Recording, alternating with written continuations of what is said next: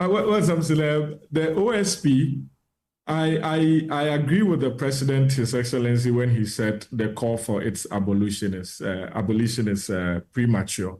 We must accept that the OSP office, the law itself came into being in 2017, less than 10 years.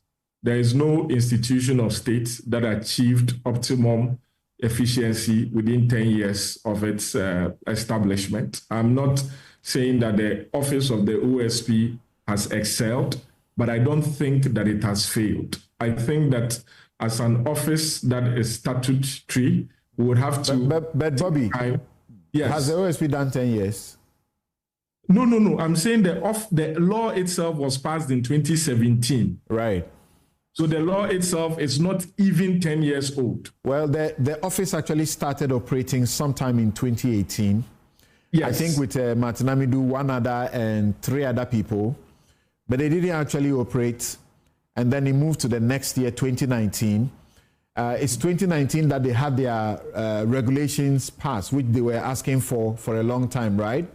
Yes. And then eventually they moved from one office to the next office until they got this office they are in now. Where they are now. Even with the staff that they had, so they had people on secondment. We heard them in the media saying they need time, their own permanent staff to train them. I think that we should, and you see something. So they completed the staffing sometime in 2023, before the end of 2023 or 2023, 2024 thereabouts.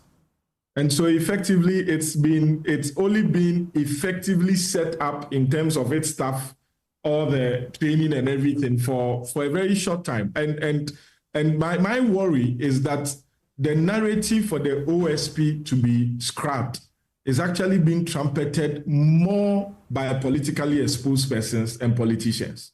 But the law that was passed, the OSP, is targeted at them. And if the citizens allow them to have their way, because there was a reason why the OSP Act was passed. It was to fill a certain lacuna in the prosecutorial powers of the Attorney General. And we all agree that because the Attorney General is a political appointee, until the office of the Attorney General is decoupled from the Minister of Justice, there may not be the political will for an Attorney General to prosecute members of his own political party. There have been few exceptions, but it has not been the norm. And so if we insist on letting the OSP go because there has been 1 or 2 unfavorable court decisions, then I ask myself, what happens to all other state institutions that we have invested money in since independence, since we became a republic, that we keep complaining have not been able to meet up their obligations?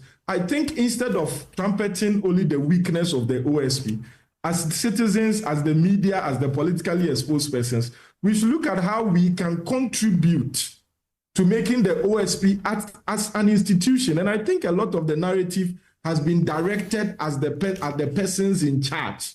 And so I think instead of always trumpeting their failures, because the Attorney General's department has not always gotten away with prosecutions they have done. Does it mean that we should dissolve that department?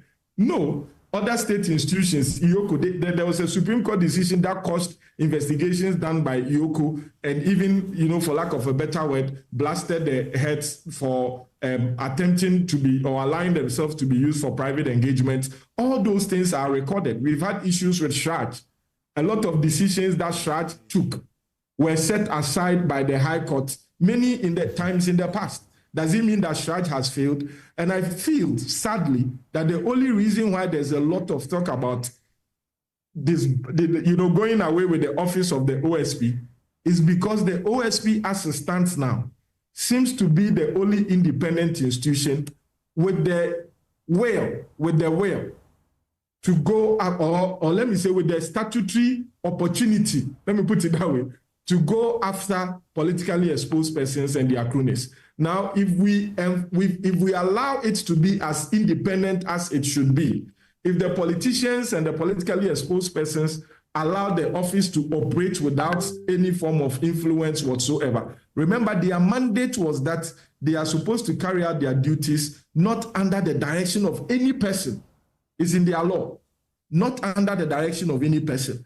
Then if we allow that to be, then I think that in years to come, the OSP office will be one that we will be celebrating. That is my contribution on that point. Okay, thank you very much. And that's the note on which I'll take a break and return. But